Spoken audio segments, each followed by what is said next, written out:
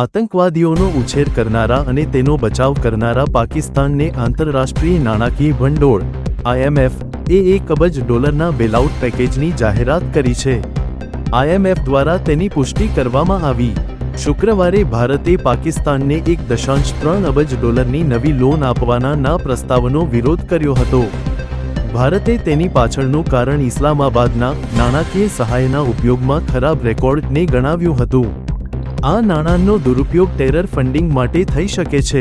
આ સંદર્ભમાં યોજાયેલી આંતરરાષ્ટ્રીય નાણાકીય ભંડોળની મહત્વપૂર્ણ બેઠકમાં ભારત વિરોધ દર્શાવવા મતદાનથી દૂર રહ્યું હતું।